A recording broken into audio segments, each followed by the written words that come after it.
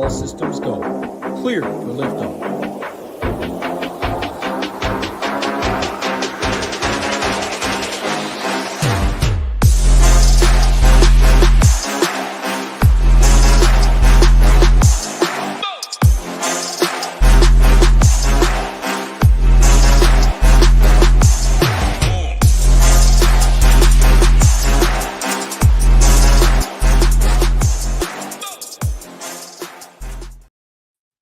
What's up, everyone? Tyler Tamboline here, aka ToeTagginTambo, back for another edition of The First Look. This week, NFL Week 7 ahead. We're going to break down the Classic Slate, DraftKings FanDuel, however you want to put it in there. We're going to break down the 10 games. It's a 7-3 split this week with the morning and afternoon games. Got my guy, the big guy, here with me as always. Big guy, what's going on, my friend? How you doing? Doing all right. Feeling pretty strong. Feeling pretty good. Ready to break down another one. Just keep getting to the afternoon with a chance to spike it and just not getting the right outcomes. Maybe this is the week. Yeah, I was talking about it on the takedown breakdown this week. I'll get your quick thoughts on it just because I want to hear your opinion. But I don't know why, but for whatever reason with NFL every season for me, when I find success, or if I find success, I should say, is it's always later in the season. And I compared it to golf. I know it's a football show, but I just said it's like the Classic Slate, kicking the nuts, as you call it. And then we just go crush showdown because we have all the info. Do you think that's the case with NFL? I mean, the contests are huge. You're not going to avoid them, but just your quick thoughts on sort of the breakdown of the season as it kicks in. We get more info. Seems like I start to find more success, at least for myself, that is. Yeah, for sure. I think that as the season goes on, I think you're going to find out more. You don't just have to go off the stats. You also have weeks and weeks of watching people play, and you can pick up little notes just from watching them. And a showdown slate, that can be a difference maker, because in showdown slates, you a lot of times, especially from a punt, you could just need that one guy to really go off. So I think there is something to that, to gaining a season's worth of knowledge before you really can recognize your full advantage, more than just whatever the stone is showing or whatever tools you use. Yeah, I think that's the case, and I'm going to keep that top of mind. I'm going to keep a positive mindset. Things are going pretty good right now, so I'll keep with it. But if you guys want to join the big guy this week, I don't know if you ever heard about this, but if you haven't, our Lister League, the Big Guy by SHIPIT Nation, is out. There's 2,000 entries, completely rake-free. $5 max, $12.50 for first, $150 for 10th, $10 min cash. You can see the little structure right here, at least for the top 10. So join that. Go over to X at ToeTagginTambo. Follow me there. Make sure you follow SHIPIT Nation. Subscribe to this channel. Like this channel. Everything we do on here is free. So let's keep that rolling. We're going to have some fun with it. Let's go to the big guy winner from last week, big guy. We'll talk about this one. B Strands had their entries in there, and we got 188 points. Took it down. Your boy, Baker Mayfield. Give us your thoughts on this one. I mean, first of all, I just need to eat crow on the whole Baker Mayfield not being a good fantasy quarterback. He might end up being QB number 1 this year at fantasy, which is crazy. I love the 4-person stack there, the Bucks 4-person stack, which definitely got there. I rarely can stack 2 pass catchers and a running back, but maybe it's something I need to look more into, because I definitely got there and blew out any of the lineups I had. Yeah, I was looking at that too when we broke down the winner. Obviously, it was different. They did use $4, but did not put Baker Mayfield. They played Jordan Love. I think it would have taken less flack. A naked Jordan Love. Yeah, naked Jordan Love with 4 other Bucks. It made perfect sense, including Sean Tucker, by the way. But overall, I thought interesting. The one thing we did break down on Monday, and obviously we're going to get to the stone, the skeleton of the stone over at SHIPIT Nation to break down this first look show. But our tool, the stone, you brought it over in the merger. It's been phenomenal. And for NFL, it literally had it pegged perfect. Like, the top optimal on the slate was Bucky Irving. Next up was Bijan Robinson, Godwin, Deontay. All these guys were in the mix. And the one sneaky game we had for the slate, it was Baker Mayfield and co. at New Orleans with that game there. So the stack rankings loved it. All the tools over at SHIPIT Nation had it covered. But I thought a pretty good lineup here overall. Got Dobbins in there with the Chargers D, the 4-man stack, filled in Downs, maybe with the late Flacco news. Obviously, that's the one thing that would really help a guy like Josh Downs was Flacco at the helm. So there was that. And then Deontay Johnson just filled it out here as the secondary stack with Bijan. So a really nice build. Congrats to B Strands. Again, if you guys want to get in for this week and have your shot at a rake-free $12.50 up top, go to X at ToeTagginTambo. Join this contest on DraftKings, and we'll get you in. If you want to get our free email education course, you can go over to the site, shipitnation.com. Just put your email address in. It's completely free to do this. Just click Send Me Lesson 1, and it's a 5-day email course of the biggest mistakes people make with NFL DFS, everything that goes with DraftKings, FanDuel, whatever site it is that you're on. All right, let's get to it. We got the main updated week 7. Our guy, the editor, up at the crack of dawn, if you want to call it, 2:31 a.m. it says on my time. So we're always working, putting it in around the clock, making sure the work is done. But this is the Stone, and I'll let you kick it off here, DJM. We got Seahawks at the Atlanta Falcons in Atlanta. Pretty healthy totals for both sides, so it looks like over 50-point total. Give me your thoughts on this first one. In a dome, two teams that pass above expectation. This is a game that, there's actually quite a few decent potential shootout games this week. And I think this is like the first. The good news is because there's multiple games, I think that you might be able to get into this one without it being completely chalky, because there's going to be some other spots for people to want to attack games. Just off the top, the Falcons are really cooking. They score at home. They score in the dome. And we know the Seahawks are not afraid to push the ball down the field, which usually leads to good game pace. You can see both teams are above average in pace. This is a game that it's going to be, worst case scenario, I'll have at least secondary correlations in it.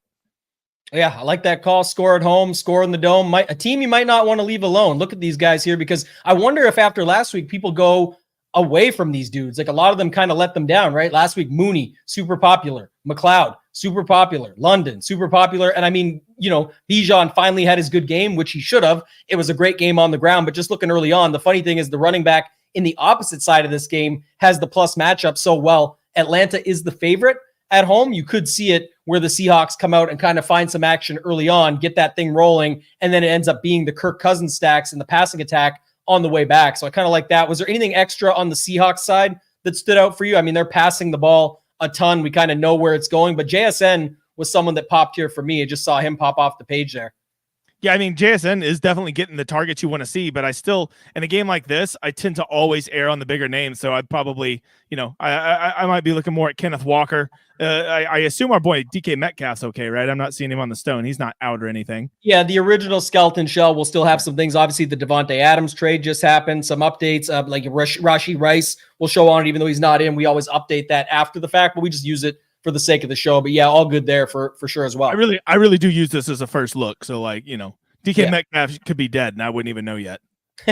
Yeah, it's possible, but I think he's good. So we got that one covered. We'll move on to the next game. Titans at the Bills. Give me your thoughts on this one here. Obviously a pretty ugly total and just, ugly setup on the side. Watching Will Levis last week, it did not come through for those of us that took our chances on him, but give me your thoughts on this one. This just feels like a market out kind of game for me. Maybe if James Cook's back, get them ahead in a rushing script. Maybe he could fall in the box twice. But Josh Allen, they just don't. Their games, they just don't. He just never. Even last night against the Jets, he had one of his better games, and it's still he just never really seems like he's ever going to break the slate. And if he does, he's never feels like he's going to take any of his pass catchers along with him. The Titans, against this Bills defense, 8-point underdogs at Buffalo. There's just nobody that's really going to whet my appetite. So this is probably a game where I'm either looking to grab a running back like James Cook, or it's going to be one of my famous I just mark it out kind of games. Maybe the Bills defense. I was wondering, I was going to say too, Tony Pollard, popular last week, did all right. It was kind of a median type, score that he put up, but I will say he only went up $300. If you watched any of the game last night, both sides of the ball could run the ball. We saw Breece Hall was doing just fine. It was obviously the Bills side that was running a bit more with Ray Davis, all those guys. But like you said, probably James Cook will be back because he was expected to be in as of Saturday for this game last night. And then all of a sudden at the last minute, they said, we're bringing up Frank Gore Jr. And then it's deciding between Ty Johnson, Ray Davis, as well as, James Cook sitting. So I like that call out there. It is tough to get to Josh Allen. I've already called him a mini Mahomes in the sense of building on DFS slates that are 10 games plus, something like this. It just makes it really difficult to get it right. You have to dedicate a lot of your lineups towards him, so probably not somewhere I go, but I could see maybe Pollard getting into the mix unless he gets popular, in which case then you could take another shot on the opposite guys again. Like if you look at what Garrett Wilson did last night to them, Alan Lazard did to them, it was more than fine, even though they have a pretty good pass D on paper. So just little things like that, but not a game I'm going to be targeting, probably just starting things off early. So, and it does feel like Pollard's taking over that backfield, but this just ain't a great matchup. Yeah, on paper, like I say, it looks like it, but it's tough too, and he still is 6,300. It's not like he's 54 or 52 and we're starving for value. We'll have to see that as the week goes on. Obviously, the point of a first look, as you said, we're actually looking at it for the first time, trying to get some ideas and concepts here. Let's see if we can find any in this next game. We've got the double Bs, the AFC North battle, the Bengals at the Browns. And Dog pound, baby. It's tough to go in there and play. I know from following the Ravens, but Bengals starting to look good and people probably liking them. These prices not too insane. They still kept T. Higgins $2,000 cheaper than Chase, and he's basically been doing the same thing as Chase overall. Not quite the exact same fantasy scores, but close. Yeah, he's getting all the targets though, and ultimately that's what matters, right? Yeah. I did see Deshaun Watson and our boy Jameis Winston are now the exact same price on DraftKings at 4,900. I wish they'd just play Winston, and we could and this game could be real fun. I'll tell you what stands out to me about the Bengals is it feels like Chase Brown's really starting to take over that backfield. It's like he's like getting up to like a 60-40 over Moss. He just looks better every time he touches the ball. I don't think this is going to be a shoot 'em out type game. And if the Bengals get ahead, maybe this is a game where you just grab the running back, hope he falls in the box once or twice, and then counterfeits that passing game. And I don't even really know that you need a Browns running back for it, a Browns run back for it, excuse me.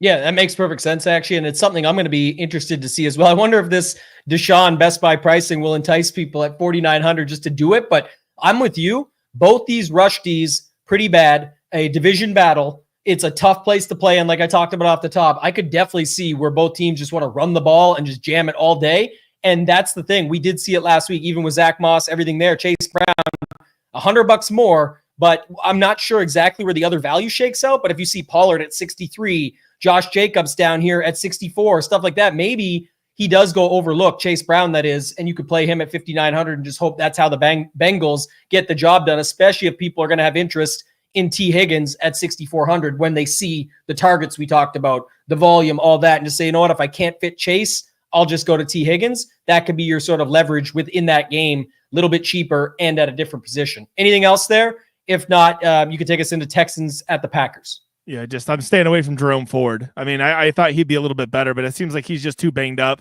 He'd be the only piece I'd even consider from the Browns, and I'm not even considering him because of injuries.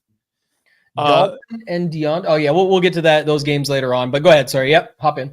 Texans and Packers. Just another one of those big games that like I'm gonna just have to have a piece of. Just like we looked at that first game. This just I could totally get down with stacks on both sides of this. I will tell you, Stephon Diggs at 7,700, maybe a little rich for my blood. But man, CJ Stroud at 7,100, Tank Dell at 65. You know, I think that they're going to probably score more than the 22.5 implied total, just because I think both these teams, you know, you can see their pace is both fast. They both have efficient third down offenses, which means you keep the chains moving, keep the score going up. This is a game I'm going to have a piece of. Trying to guess the Packers pass catchers is going to be, you know, fucking annoying. But other than that, I'm pretty excited about this game. Yeah, there's no better way to put it than that. I love that you hesitated for a second and then dropped it in there because it is really tricky. Maybe that's why the crystal ball reader last week in the $20 Millie Maker just played him naked. He said, you know what? Figure it out. He'll find his way around. He's got enough guys. I just don't know who they'll be. But I am excited for this game. I think you nailed it with the pace call. Obviously, two good totals. We'll see there is bigger game totals on the slate. So, I don't think it's going overlooked. But just to have Jordan Love up against Stroud, two pretty good quarterbacks going back and forth. We could see it on here. I mean, the pass defense for the Packers. And sometimes I just want to point this out because people don't always read it the same way. I know Day is in there asking about the college football games. Check it out. Go in the Discord, talk to them about the college football stuff for the night. The Stone is going to be on bigger slates than you'll see tonight. But I think just in general, when people look at it, DGen, like, oh, they're really good against the pass. There's going to be no way they're bad against the run. So yes, that could be a reason to play Jacobs here. And the price is good. And he disappointed some people last week and all of that. But remember, if that doesn't work out, look at the pass defense over here. And if Stroud starts chucking it early and you're talking about them being over the total, and I know it shows Nico right now, again, that's just the early weeks Stone. We pull in all the actual team data first and then siphon it out. This is on purpose. So we're not doing something wrong here, just to note it. But if that passing game gets going, it kind of forces it the other way. And even though they have a good pass defense, you can just get that going back and forth when you have a pace like that. So if people are going to Jacobs because of matchup or whatever it might be, don't be afraid to take some shots with Love or build out the Stroud side and just fill it out with 1-2 Packers and do some game stacks, some 3-1, some Stroud with one guy and one from the other side. There's lots of different ways that you can build around this game. Is there anything else here with the bigger total that you wanted to talk about or just comparing it against other games on the slate? I think Hutchinson, if this game does kind of play like we're talking it could, I think he could be a really nice, not only stackable piece with Stroud, but a nice salary relief piece at 3,400 after he didn't do dick for, I think, a good number of people that played him last week. Just got to do a quick look ahead. We're not going to be covering the Sunday night game, but the interesting stuff is if if Adams is cleared is the first interesting one, and we'll see what goes on there if he comes back from his hamstring, quotes, air quotes there, injury. But Russell Wilson is going to be starting for the Steelers this week. The news just came up. So make for a fun Sunday night football slate. We're not here to talk about that right now, but I just thought I would bring that up as the news popped up live on the show. We've got next up the Dolphins at the Colts, and it's been a disaster for the Dolphins. Obviously, the Tua stuff. I mean, right now, I saw yesterday, I think he's going to be coming back this season, but it doesn't look like anytime soon. I'm not sure if anybody in the chat knows when that's going to be, but definitely not this week. So Dolphins at the Colts. Thoughts on this game here? And again, we got to wait and see how the Colts side too. That's kind of interesting also. Yeah, I mean, if Tua were playing, I would be very interested in some Anthony Richardson stacks at home. But I just, with the Dolphins not having Tua, I don't think there's any way he plays this week. I've been here in week 8 would be the most optimistic he would be back. I just don't think their offense is ever going to push it. And if they don't push it, the Colts can go super slow. They're already one of the slowest teams in the league. They run the shit out of the ball. Jonathan Taylor's going to likely be back this week. This is just a game. I don't like the pace of games like this. We see that Dolphins have the fast pace, but that's, that was because half their game still had Tua back when they were cooking early in the season. If you factor in that pace since he's been gone, they're more like a D rating. Yeah, this one's really tough to figure out. The total is not super high, but it's not 37 or something, so I get it. But this thing is Tyreek $7,300, but there was weeks where he literally got outscored by Jared Goff catching a touchdown in the end zone. Worst receiving stats, he got outscored by Jared Goff. So we've used that joke before, but I will say that is $7,300 for Tyreek Hill. How do you think the field adapts to this? Do you think they just say, forget it, I still got to go there at some point? Or do you think they just completely stay off him again because it's just no point? I'd be shocked if Hill or Waddle are over 10%. I mean, shocked. Man, that is, I guess at least somewhat interesting. Like Devin Achane could be the one that gets a little bit of love this week, as I think he'll be back, and I think he'll have that backfield at 6,700. He's still pretty electric, and they do try to get him the ball in some creative ways. Yeah, it looks like he's on track for week 7, so we'll have to see that. But I mean, the Colts make every quarterback look good. I would just say that's at least somewhat enticing for those cheap price tags on these guys, but it's really tough. And even the double stack, I think, would be hard to get there. It's $2,000 less for Waddle than Hill, though, if you think he can do something, and you wouldn't really need necessarily the quarterback to come along unless you think he has a ceiling game. Colts is just really tough to figure out besides, with JT coming back likely. The quarterback situation is always the kicker there, though. And once you kind of know what the quarterback is, you can kind of know what the receiving options that are possible to be in play. I thought I read the plan was for Richardson to be back this week. So I think so. To me, that's a pretty big downgrade to all the pass catchers, obviously, because Flacco knows how to sling the pill around and get some people involved. Anthony Richardson's not doing it. Perfect example. When Flacco throws up that ball to Pittman yesterday, when they blitzed everybody and Pittman catches the go-ahead touchdown, freaking Anthony Richardson would have just took off and tried to run with it. Yes, exactly that. And that's part of it too, right? People forget. And it's Anthony Richardson, much better athlete than Joe Flacco. Joe Flacco, standard, stand in the box, just sling it out there, get the job done, accuracy, speed on the ball, and all that stuff that he can do, not speed on the ground, even though he did have a nice little run there a couple weeks ago. So you never know, Flacco with the wheels. But let's move on. Let's go to this next one. And this game looks pretty enticing, so we'll probably spend a little bit of time here. I'm curious to see your thoughts, but the Lions just slammed the Cowboys last week. I'm not sure if you think it's a letdown spot because somehow they're an underdog, even though I get it. The Vikings undefeated, all this stuff. But man, the Lions look pretty good all season long as well so far. I'm pretty sure I said last week on the show, I'm like, doesn't this just feel like a Lions blowout? I was like, this is just one of those shootout games I'm going to stay away from. This is not, however, one of those shootout games I want to stay away from. I think the Vikings are legit. I think they're good. I think they're at home. I mean, they're favored by 2.5, which seems kind of crazy to me. They're favored over the Lions. But this is a game. I have a feeling this is going to be the most popular, most chalky game on the slate. So once again, it's not about if I'm going to play it. It's about how I'm going to play it. And, just off the hop, it just feels like Amon-Ra is due for a monster game. He's just like, hasn't done it this year. Just feels like he's due for 10 for 150 and 2 touchdowns or something like that. But at the same time, a Sam Darnold stack with Justin Jefferson and Addison doesn't sound bad with a little David Montgomery run back or something. So there's a lot of ways to try to get into this game. Yeah, I think this will pick up steam as the week goes on, but probably should. You nailed it there. It's like you can play him with Jefferson.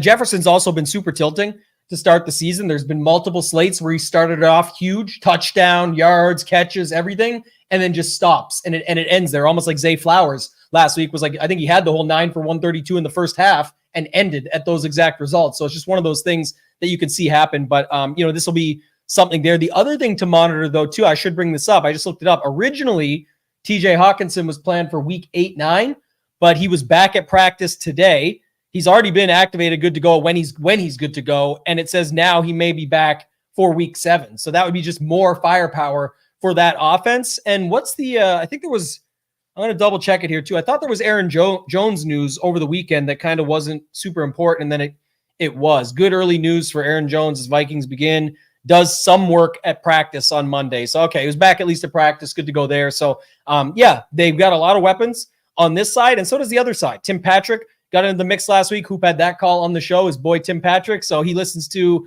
the Detroit local radio station, I think, is where he got the info from on that one. But Goff showed up in the game on the opposite side of Dak there. And so I guess you could probably see the same thing again this week. It's only $300 more.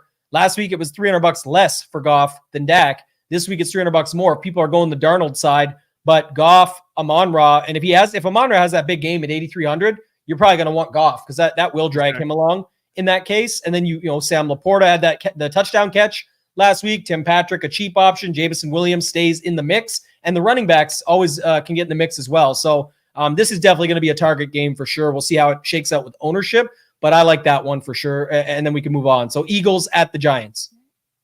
Yeah, I mean, this is just, I played Jalen Hurts this last weekend, paired him up with A.J. Brown, almost got the big week I needed. I mean, they were still solid, but it's like, if you haven't seen the Eagles' upcoming schedule, it's like you got to be considering Jalen Hurts basically every week for like the next 7 weeks. And as always, it's just, who do I pair him up with? I think when Devontae and AJ are back, I think you can pretty much take Dallas Goedert off the table. So it's basically just, I'm single stacking him with Devontae or AJ and just hoping one of the two goes off. They both kind of were solid last week. I wish one of them would have went off, probably would have done a little bit better, but the tush push is still there. It seems like when the wide receivers are there, Barkley gets downgraded. So I'm a lot less interested in him at 8,200. And I think the Giants can do just enough, especially with Malik Neighbors back, to keep the pace of this game up. This seems like one of those sneaky games that I'm probably going to end up running some stacks in. Yeah, I do like that call. Also, by the way, too, Dallas Goedert left the game with a hamstring injury. So that was something as well that we're going to be keeping an eye on for this week. What is the latest Neighbors news? I mean, he's coming back from concussion. I was surprised he didn't play this past week because it's usually only 10 days to clear concussion. So I would say he's 99% to play this week. It's 7,500. 7,500 is a nice little pay spike for him. Yeah, he got boosted up quite a bit here. Actually, you're right. The other thing is that I don't know if people believe in this either. Like how are the Eagles only 3.5 point favorites? But again, it's a tough spot when you go into these matchups. They're going in, like people talk about Hurts at home, all these different factors, but definitely think this is a more interesting spot. And of the 3 quarterbacks on this slate, I should say 4 actually, because I have to include Mahomes, even though never Mahomes. But I was going to say of Jaden Daniels, Jalen Hurts, Josh Allen, the Triple J's, and then Patrick Mahomes. Of the 4 priced up quarterbacks, I probably have the most interest in Jaden Daniels and Jalen Hurts over Allen and Mahomes. And I think others will love Jaden Daniels when we get there.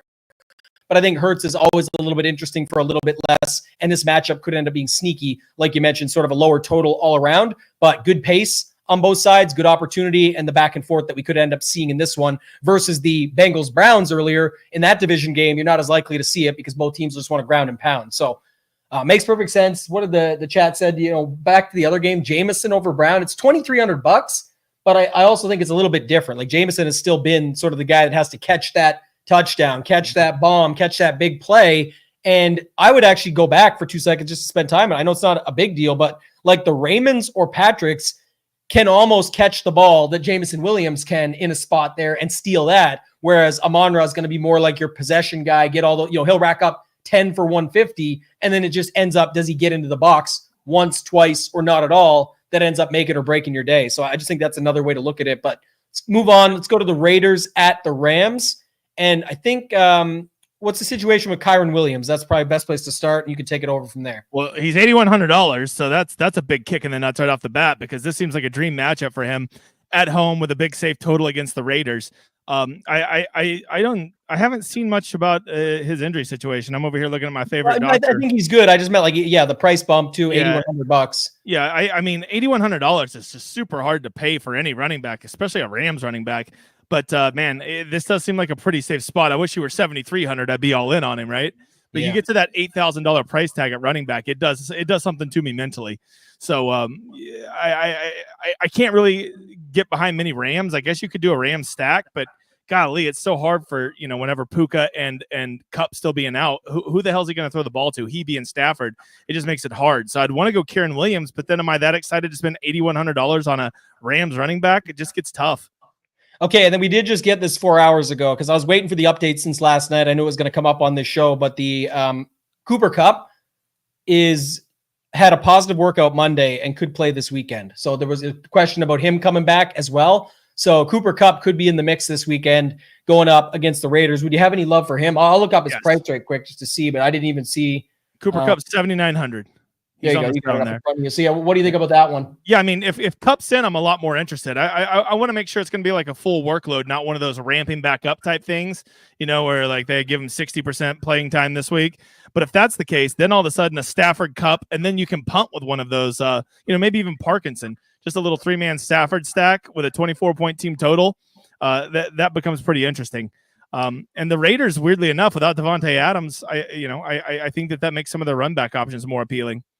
Yeah, this is what I want to talk about just for 2 seconds because, the thing here is both sides. When we see that F, we get excited over here at the Nation. Obviously that. Zamir White was out last week. Alexander Madison came in. He was okay. I think, what did he get, a touchdown and so a bit going on there. But just to say 5,500, so we'd have to wait and see on that. But I think people would have interest there. You could see a secondary stack of like the running back with Kupp if he did play, anything along those lines. And then obviously with no Adams, which he hasn't been there anyway. But do people continue to play going up here against a decent pass D matchup? Jacoby Myers, 5,400. Trey Tucker, 4,200. We were forcing in DJ Turner in some spots last week. Again, with other guys missing, it gets a little bit more enticing. So do you have any other thoughts on the receiving options for the Raiders? I mean, Jacoby Myers makes all the sense in the world, but like he just hasn't really seized the moment since Devontae's been out these past several weeks. So I don't really know. I guess Trey Tucker would be the one. Of course, Brock Bowers is a beast, but $5,800 tight ends aren't usually my favorite run back options. You know what I mean? Like I need a run back option to be somebody who can really carry a team, and tight ends typically can't do that. That's been the challenge. I know even last week people were getting excited that the pay up options were going to hit, and then it still ended up being Cade Otton for cheap on all the rosters. It ended up being who's the other guy? There was somebody else, but yeah, like I guess Laporta caught a touchdown and stuff, but nothing mattered. You still ended up getting there with the cheap tight end last week. So that was the other thing I was going to bring up. Obviously, getting a ton of targets per game. Saw the stats on that this week, so at least somewhat interesting to maybe get some pieces in this game. But it might end up being some of the cheaper options that make more sense once the week goes on. This game is definitely a target game. I think is this the biggest total on the slate, or is the other one? It's right there with him, right at, what is that, 52.5? So yeah, it's going to probably be the biggest. Yeah, it is. All right, take us into this one because Jaden Daniels came down to earth last week with a loss, but really still fine in fantasy. He had a bad game and put up 21 fantasy points. So just to note that, I mean, going into Baltimore, never easy. But now back at home, going up against the Panthers, can't ask for a better / easier spot or matchup. So what's your thoughts on this one? The Panthers play no defense is my thoughts. So it's like Jaden Daniels is going to be 20% minimum in tournaments next week. And the question is just how do you play him? He's the one thing that you can say about Jaden Daniels, as good as he's been this year, he's not the easiest guy to stack. I mean, outside of McLaurin, who are you ever feeling real confident about stacking him with, right? Like I played him last week. I mixed some Ertz in, some McLaurin, and some Eckler. And he doesn't really take anybody there with him. And it gets very hard to single stack him. Maybe we need to play it like the $1 million guy did this last week and just start playing him naked and go play 4 guys from another team, 4 Raiders or something. Yeah, maybe that is the way, or it's just you use him like the love play and just play him and get whatever he does on the ground and whatever he's passing around to. But I do think McLaurin Ertz is how people will go. Ertz stayed under 4K. He got the best buy pricing as well. He was 3,700 last week, went up to 39. He's still getting targets. It's just what they're turning into. Everyone says he's dead every game and he's old and all this. But again, when we haven't seen these tight ends that light up the position and you have to play one, sometimes it's just filling it in. It's easy as that. And I think you could go Daniels, Ertz, and just use it as a way to say, if I'm playing Daniel, maybe Daniels makes up for him. And if no tight end breaks the slate and Daniels has 40 or 30, 35 or something crazy here and they go off completely, then you'd be fine. But the other thing the chat brought up, and I think it's at least somewhat interesting, we have seen when these whoops, I don't know if you brought that up, but I might have clicked it. But anyway, last week, the Dak side So it looks like Jaden Daniels is going to be Dak type ownership here, right? He's going to be super popular in the high stakes, super popular even in the lower dollar, higher field, like bigger field sizes in the lotteries and stuff. He'll still be popular. Sometimes you can just hop over to the other side at 1/10 of the ownership and fill it out that way and still get access to it. And you and I have talked about this before, but we have college football over here at SHIPIT Nation. You and your team brought it over in the merger. We love to have it, the stone, all that stuff. But college football is super flex, and we're oftentimes playing a quarterback against another quarterback because we're allowed to. Not allowed to in Classic Slate, but obviously that's the bigger correlation than most of the other correlations people look at. So going to the opposite side, do anything for you, I should say, with Andy Dalton. Well, first of all, I think if Brian Robinson's back, which I think he's going to be back this week, I think that could be a nice pivot off of Jaden Daniels because he's not afraid to go pill for a touchdown or two. And he's hardly ever correlated to Daniels. If Daniels is going to throw one in, it's going to be much more likely he's throwing it to Eckler than to Brian Robinson.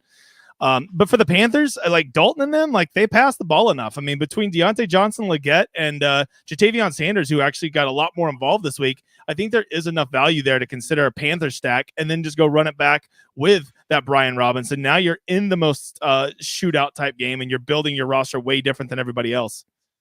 Yeah, I really do like that.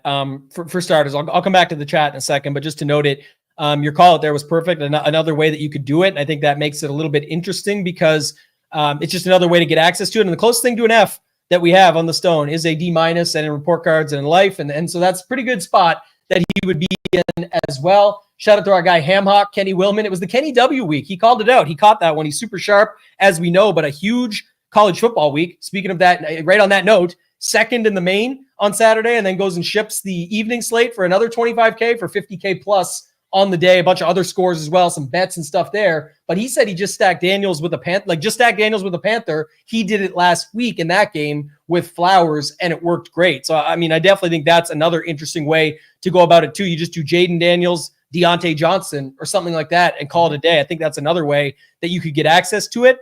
And most stacking Jaden Daniels are going to have $6,800 Terry McLaurin. It's just another level to it where if they're going to stack him, it's going to be with McLaurin. They may have Deontay Johnson in there as well, but if you just have Jaden with Deontay and you're using both sides to get there, Andy Dalton's not needed, Jaden is. It goes to others that people won't have, like Diami Brown or somebody else, Noah Brown, who was getting some action last week. They catch a ball. That could end up being something that you see happen as well. So I like that call. Shout out to our guy Hamhock there. And we're moving quick today, DJ. We're on to the last game. And you know what I'm doing with Mahomes. So that's easy over there, but I'll let you start with this game because it's another one with a late game.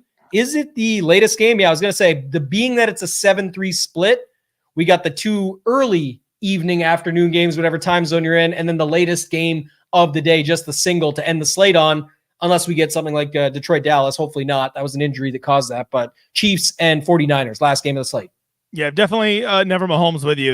I just hate trying to pair him up. I honestly, I'm looking through the Chiefs here, and there's just nobody that really interests me. If anything, I get in on the 49ers side, but I see that, even if Jordan Mason's out, they've already priced up our dude Garindo to 6,600. So they saying you are getting no value from these 49ers running backs. And if all the 49ers are passing options, Jennings, Ayuk, Samuel, Kittle, if they're all healthy, they're all usually at a premium. Trying to guess which one's going to go off. God, it's annoying. It's annoying as the Chiefs have been for the past several years. So even though this game has somebody who's inevitably going to go off, I still might just hold my breath and pray that just fade this game and hope that I don't whiff too hard on it. Yeah, I wonder if as the week goes on, people will try to stack it up or do something with it just because you get that back and forth battle. It is the Super Bowl rematch as well, right? That we were watching in Arizona last year. So it's at least somewhat interesting that it'll be a talking point.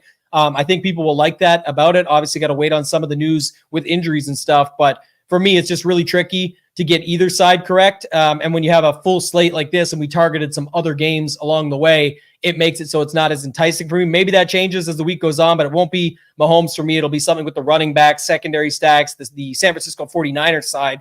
Anything else now that we've seen the whole slate stand out to you, like just an overview now that you went through all 10 games, what are you sort of thinking and what's your thoughts now putting it all together early? Kind of the same fear I was having last week. I'm not seeing a ton of value early in the slate right now. So, when whenever you're trying to build your lineup, you almost always need like that $3,000 punt in there somewhere to try to make it work. And I'm just not seeing those as anybody really jumping off. And a lot of times, I like it to be somebody slimy. I don't want it to be a $3,800 guy that I'm sharing with 25% of the field. So that's my initial concern right now. So I'm probably going to be looking at some cheaper stacks and, kind of like I did last week, I'm just going to have to fade the expensive guys because it's going to be very hard to get $8,000 guys into your lineups this week.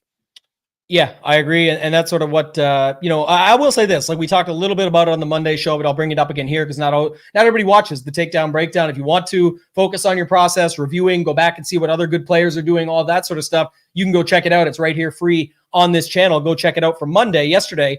But these 10-game slates, I like them. I would have preferred a 6-4 split. I will say that. I like that a little bit better because you get a better AM slate, early slate, you get a better PM only slate, afternoon only slate, and then you get a nice split for watching as a fan. But I will say, just targeting the games and being willing to, you don't have to completely cross them off just to be so aggressive about it. But I'm saying when you are thinking about building, you should be really breaking down, okay, I'm targeting this spot.